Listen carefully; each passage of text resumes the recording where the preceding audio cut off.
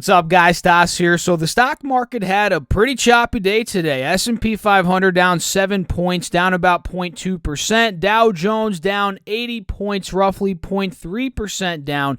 And the Nasdaq ended up going up 20 points, up 0.2%. And the Russell down 3 points, which is not much, but for the Russell, that is about 0.2% down. And in this video, we're going to be talking more about the stock market, breaking down some technicals, and I also want to go over the top stocks that I'm looking to buy as we're getting deeper into August here.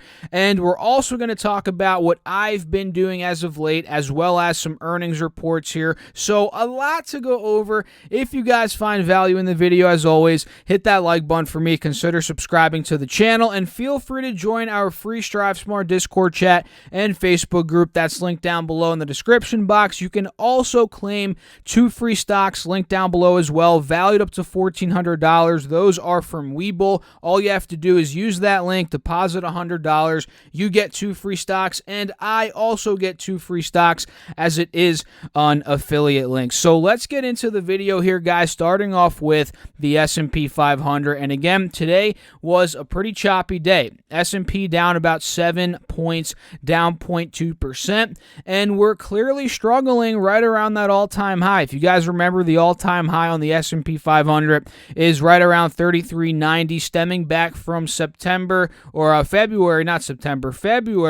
of what, the 17th, I believe. I think we hit all-time highs, 17th and 19th. One of those days we hit all-time highs, and yesterday we almost hit all-time highs, right? We hit 3387, about 6 points shy, and today we actually ended up selling off. We gapped down this morning. We were a bit red in the morning, but what you guys notice is if we drag this level, this little trend line out, what we held this morning was the level that we held yesterday at about 1:30 p.m. Eastern Standard at around 3370. So that was a good sign. And from there, we rallied back up, but still had difficulty at 3385 to about 3390. And you guys can see, I mean, we tested that level once at 10 a.m. Eastern Standard, again at about 11 a.m., again at about 11:30, again at about 1 p.m. So, I mean, we got rejected there multiple times. Then ultimately we led. It led to a bigger sell-off heading into the close of the market. We tried rallying up,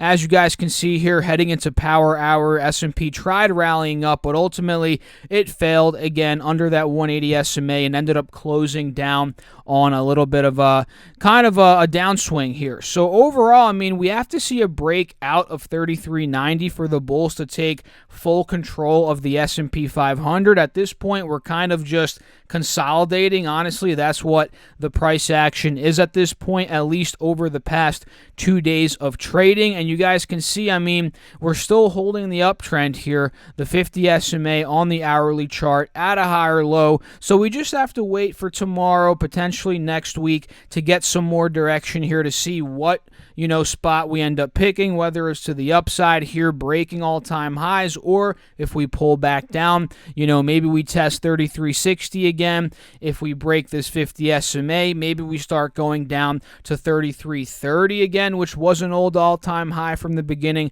of 2020. So those are a couple of scenarios here. The Dow Jones is still struggling under 28,200. We failed there earlier this week on Tuesday, I believe that was, and you guys can see back on the 4-hour chart, that was a resistance from back in the beginning of, January. It was a resistance from back in November. We actually held it in the beginning of January, actually end of January, before rallying, making it a resistance now since we're trading under that level, right?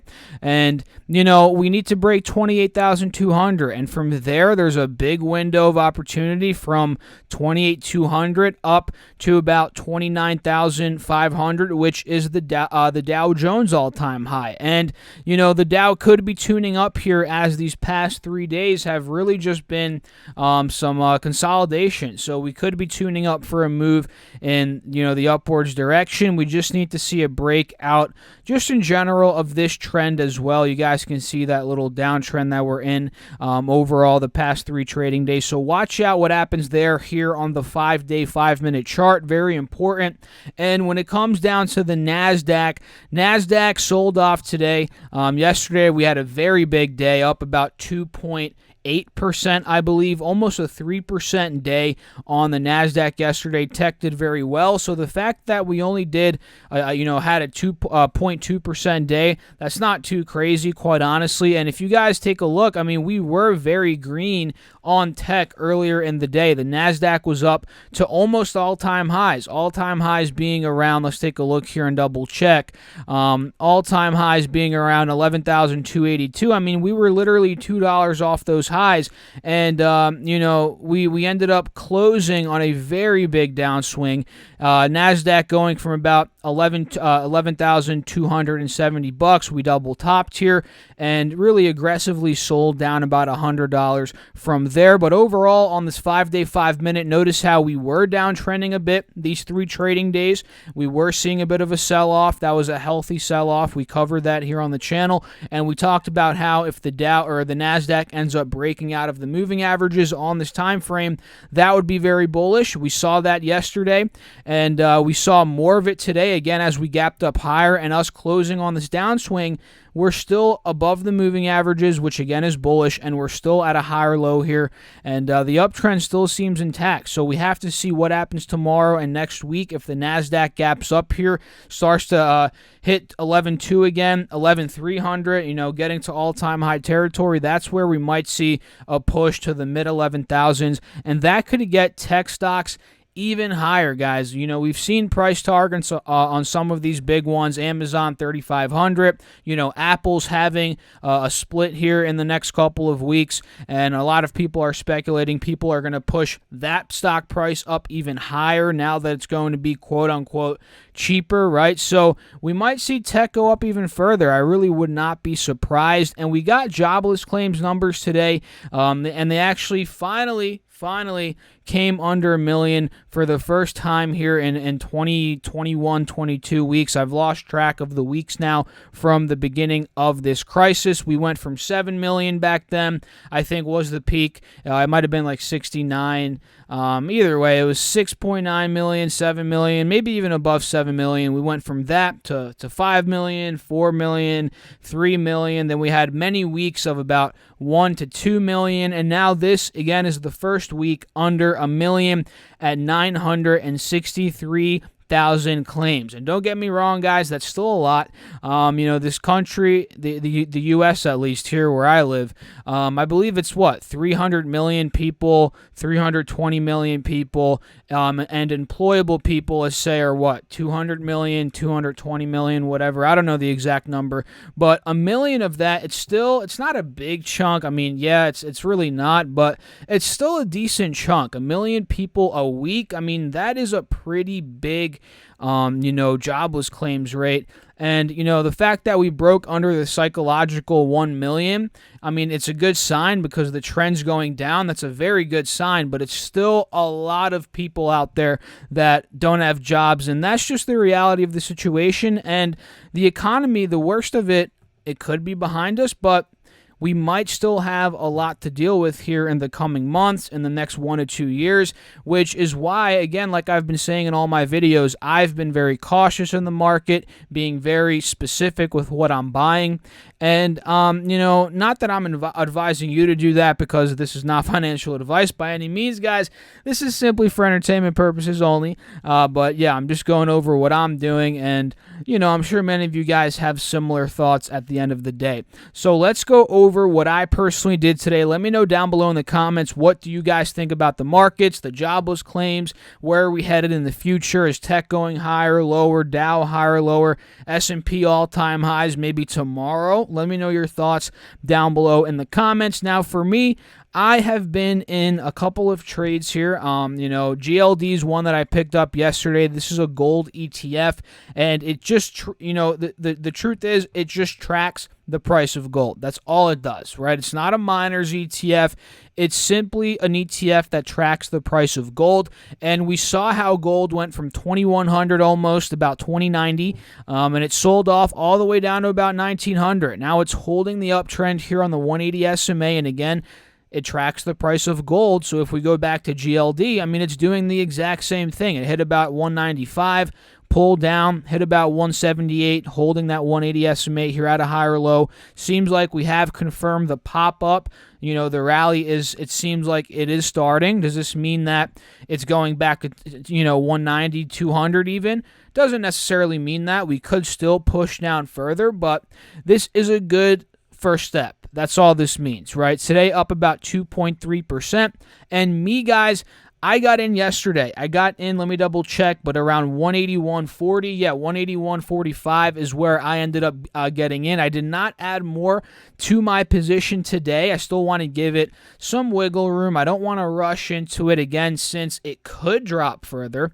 And with my style of swing trading where I scale into positions, if it does drop further, I could end up adding more money. So that's kind of how I'm viewing it here. I'm not sweating it if it does, but as of right now, I'm up about $2 per share on my position. Not too crazy. It's about 1 to about 1.2% I'm up right now on this position, but I do plan on holding it and just keeping it as a swing for at least a couple weeks, because ultimately I think gold is going back up above 2,000, meaning that GLD could be getting out of the 190s. I think it could go 190, 192 within, let's say, the next month or two. That's just my honest opinion. And I don't really do price predictions like that within the next month or two because, quite honestly, it's really hard to do that. Nobody can do it. Nobody has an 8-ball. But if I were to give a price prediction, I could see GLD swinging back up here. Let's just put it within the next couple of weeks, right? And I've also been looking at options for this as well. I haven't dug too deep into them, but I was looking at some 192 calls about 60 days out, 90 days out. I just have to go back deeper into the Webull app and go over it and just see kind of more the options chain there. But I'm looking at GLD options, maybe some GDX options, which are gold miners. It's a gold miners ETF. And if you guys wonder, I trade options on Webull. I'll link a video down below if you guys want to see how that platform looks. And if you guys want your 2 free stocks, again, those are valued up to $1,400. Those are linked down below from Webull. Go get your 2 free stocks. So I also ended up getting into Upwork a couple days ago, right? Upwork, UPWK, had a pretty solid day today. I like the way it pushed out of 15, closed above 15, up 2.4%, up about 30 cents on the day. And you guys can see here, this is actually a big resistance. I mean, stemming back from August 7th to the August 10th, I mean, we struggled at $15, and I think anything above 15 could be breakout territory up to about the mid-15s. That's the next big resistance here that I'm seeing on Upwork. So for me, guys, I'm in at about 1440, mid to lower 14 range. So I'm up a decent amount on my position right now, but I am in no rush to sell because, honestly, I think we're getting out of 15 where we are now into the mid-15s, like I said, and I really think the stock has potential to get back to where it was when it reported earnings. It got up to about 17, 18 bucks. That's kind of where I think this stock is headed. So I'm adding money into it pretty, not aggressively, but this is one that I really do want to build up. And I'm also still in Netflix, which had a pretty solid day today, up 1%. Yesterday, it had a pretty solid day as well. I'm in at about 496, down a little bit on my position here, but I'm not sweating it. This is more of kind of, I'd say, a longer-term swing trade for me. Many of these are, quite honestly. And Fastly, FSLY, Fastly, guys, this thing has been a trip. Up 5% today. Solid day, solid bounce back day, but still, I am still getting crushed in this position. I'm in at 91 bucks, down about $10, $11 per share right now, but like Netflix, like I've been saying, this is a longer-term swing for me, so I'm not sweating it. Same with Workhorse WKHS, which still it's holding $14.90, $15, where it's been at pretty much since the beginning of July. So this stock, other than the rally up to $21, which looking back, I should have sold out there, guys. That was a bad move on my part. But other than that rally, we've been chilling at about $14.90, $15. And the stock at this point is really in need of some sort of catalyst. And it's going to pertain to the USPS $6 billion contract. Whatever piece of news details, if we get stuff around that, that's going to be good for this stock. So dig deeper into that for yourselves. I'll probably make a video around that next time a big piece of news comes out regarding that. But overall, that is what I'm involved with right now. Let me know down below in the comments what you guys are involved with. I would love to know. Now, let's get into some earnings reports. And do you guys remember, for those of you all that watched my ARK Invest video where I break down a lot of those ETFs that Kathy Woods manages, I'll link that video down below in the description box for those of you guys that missed it. But Mercado Libre, an Argentinian company, they are owned. I'm not sure if they're in all of the active ETFs that ARK Invest has, but they're in at least one or two. And let me just go over very quickly what this company is. Many of you guys probably don't know it. If you're familiar with it, let me know down below in the comments. But this is a little excerpt from Yahoo Finance where they just break down kind of the bio of what the company is. And Mercado Libre Inc. operates online commerce platforms in Latin America. It operates Mercado Libre Marketplace, an automated online commerce platform that enables businesses and individuals to list merchandise and conduct sales and purchases online. It also has Mercado Pago FinTech, a financial technology solution platform which facilitates transactions on and off its marketplaces by providing a mechanism that allows its users to send and receive payments online, which is where we're going these days, guys. That is where we're going. And it allows merchants to process transactions via their websites and mobile apps, as well as in their brick-and-mortar stores through QR and mobile points of sale. And they actually do a lot more than just that. That's kind of just a brief excerpt there. And they just reported earnings, I believe, Monday or Tuesday, a couple days ago, and they actually blew out EPS. I mean, ridiculous beat here. EPS came in at $1.11 versus 2 cents. So $1.11 versus 2 cents estimated. Revenue came in at $878 million versus $744 million. So very good beat in EPS, very good beat in revenue. And from my understanding, I mean, I have to do more research into this company for sure, but from my understanding, I mean, this is a very quickly growing company, and it's worth looking at. And maybe as a swing trade as well. I'm looking at it here as it's off about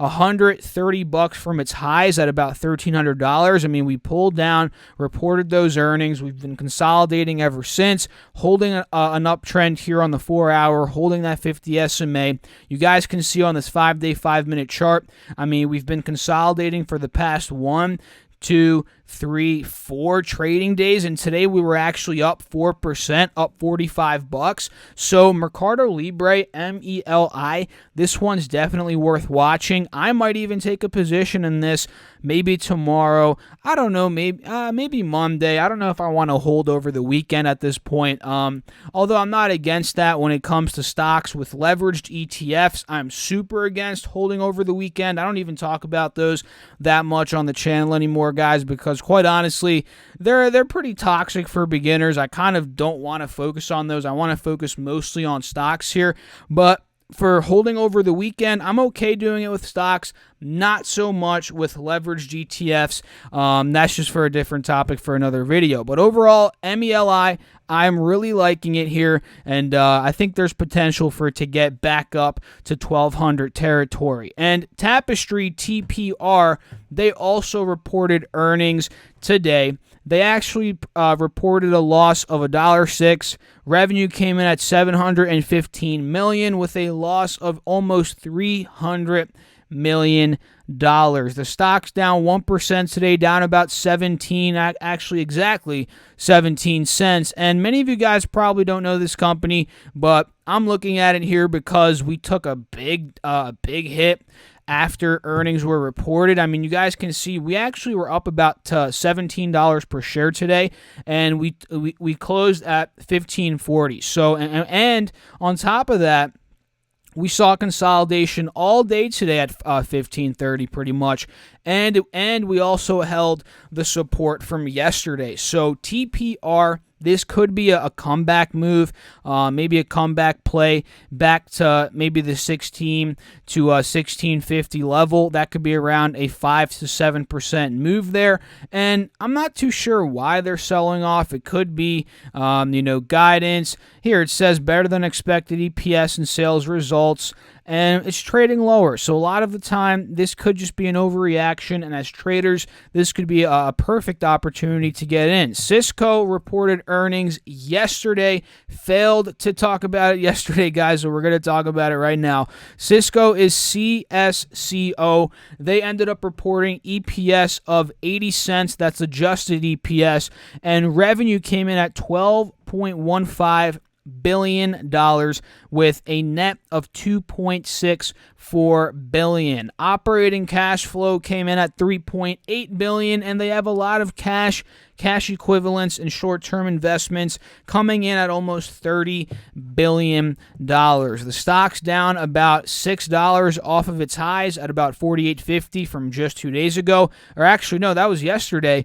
And I don't know why exactly. It could be guidance. We have to double check here on live news.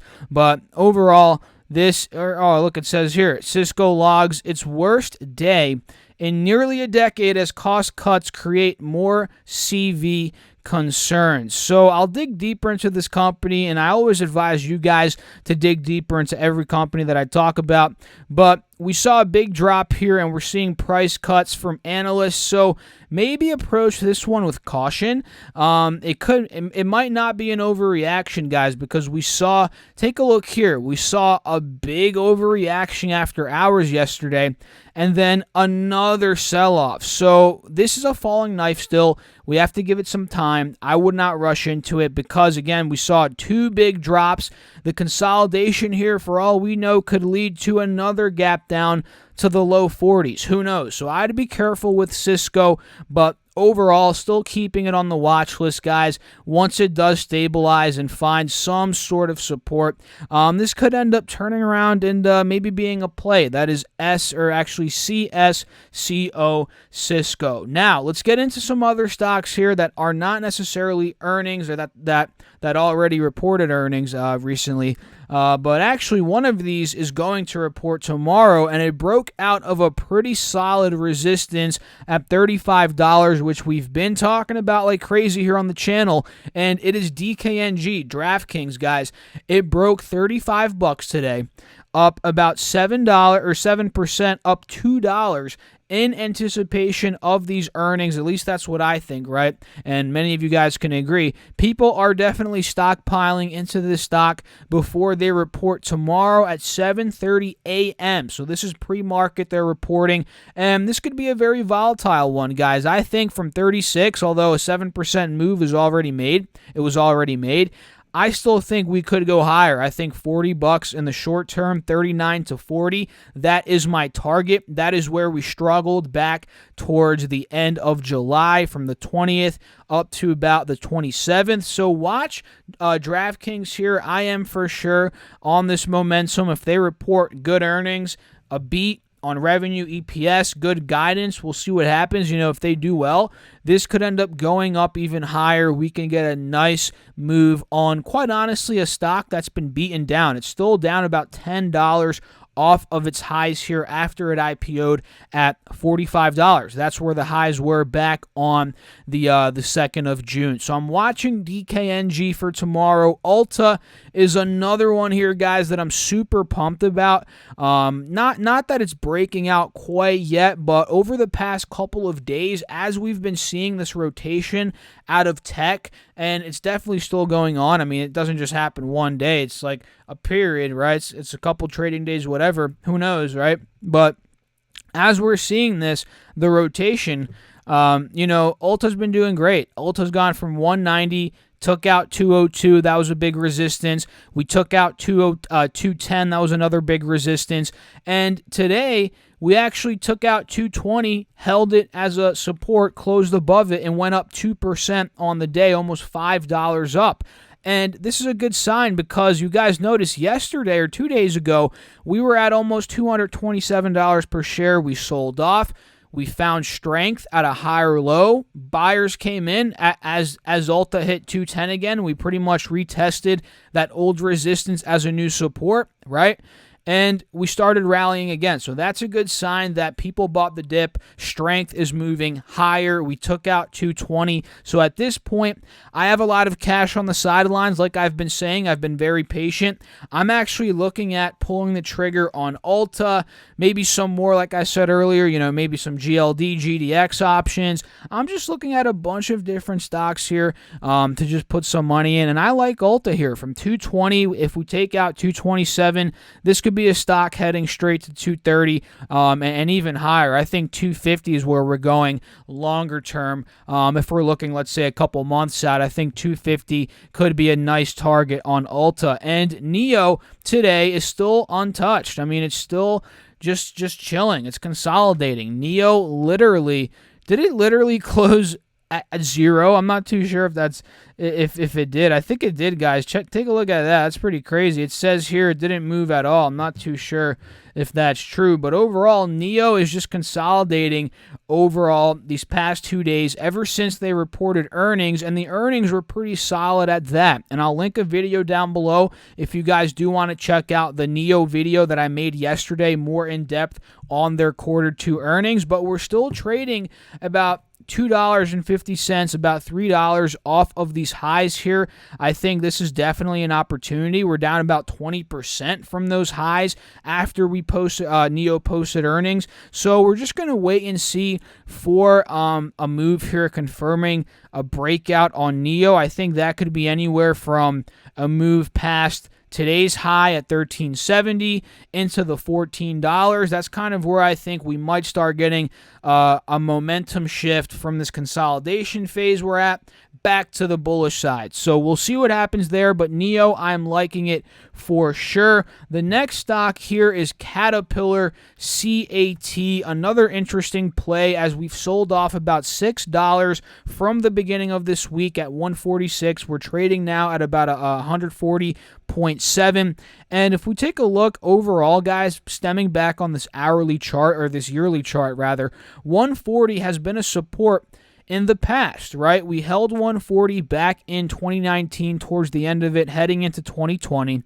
And it was also a resistance back in the beginning of June. Also back in July, multiple times we failed breaking out of 140, and we recently, like I just said, broke out of 140, hit 146, and now we're pulling down to retest that resistance at 140 as a new support. So I think this could be a great opportunity on Caterpillar, ultimately from $140 up to, I think it could get $250. And I know a lot of people have been hating this stock here, INTC Intel, but it's worth watching still, in my opinion, guys, just because they're in a rut right now. They're having some difficulties with their chips, slowing down, whatever, right? We're not going to get into deep details in this video, but they are having troubles. It's not a reason to throw the stock in the trash, because I think overall it could recover. And basically what we're seeing here on the yearly chart is $40, 45 has not broken